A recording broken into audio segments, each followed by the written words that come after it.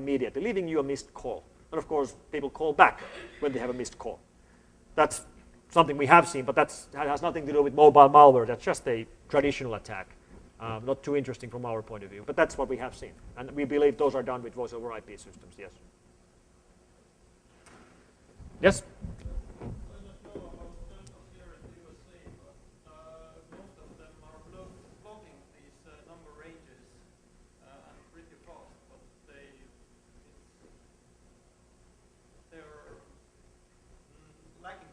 Mm-hmm. Bad guys are creating new number ranges Sure. faster.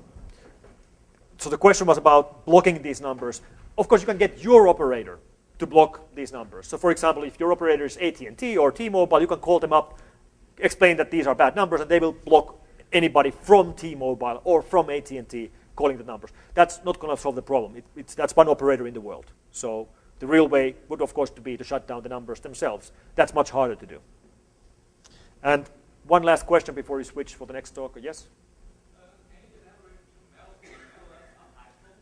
Because after this co-signing and the apps was some verification, why there are two malwares on malware on iPhone? You want to see them? I'll show you.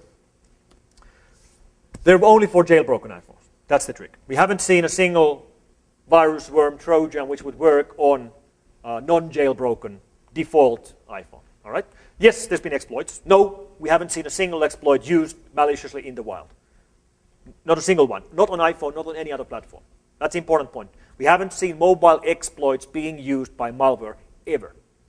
That's very important. The things we saw on iPhone was this guy, an Australian guy called Ashley Towns, who wrote the iKey worm in November last year. Basically just scanned IP ranges, in these IP ranges which belong to different operators around the world who had iPhones in their, who were selling iPhones, including quite a few operators around the world. Whenever it found an iPhone, it checked if port 22 is open, which is the SSH port. And then it tried logging in as root using the password Alpine. And of course, every single iPhone in the world has the same root password, which is Alpine. So if you had jailbroken your iPhone and installed SSH, but haven't changed your root password, you got owned. What did this worm do once it infected your phone? Well, it changed the wallpaper on your iPhone to an image of Rick Astley. Yes, very funny. What wasn't so funny was that 3 weeks later, we found a modified version of the same worm. This time, it did no visible changes at all. This time, once you get infected, you wouldn't be able to tell that you're infected. Here's a snippet of the source code of that second worm. If you look close here in the bottom, you can actually see it issuing, this is a shell script, so it issues a curl command to connect to this IP address, and this IP address is in Lithuania, belongs to a hacked ad agency. And as you can see, it downloads a PHP file. When this was going on, I went to that website. I just downloaded the same PHP file. And look at this. This audience should actually be able to get this.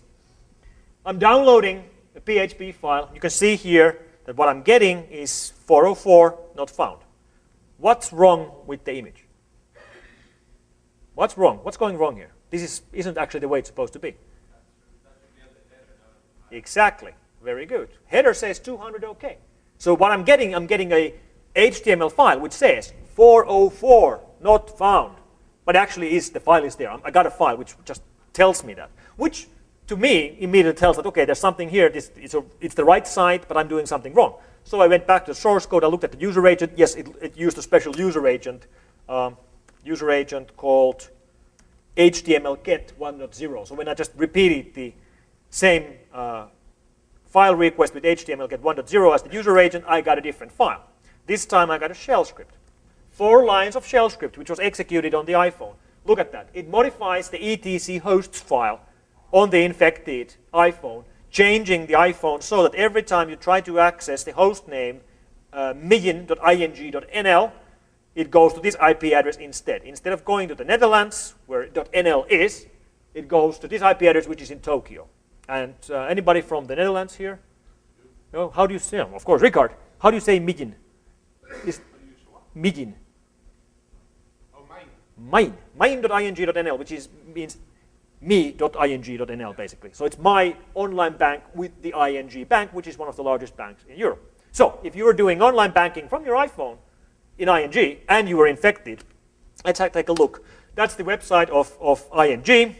You can see the URL right here, https mijin.ing.nl/internetbankieren. That's the real site. That's the login for their online bank. Now look carefully, I'm going to change the host name from ing.nl to the IP address. Now we are in Tokyo, and the site looks the same, so it's a full copy of the site. And this change, the fact that when you're doing this from your infected phone, you actually don't see this at all.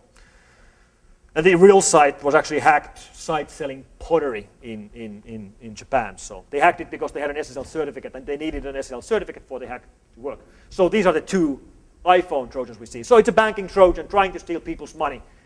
And I don't think it was very successful. I think it would actually be much more smarter from the attackers not to try to do complex things like these, but instead just make international calls to premium rate numbers and get money instantly. And that's where I believe the future of mobile malware will be. Thank you very much.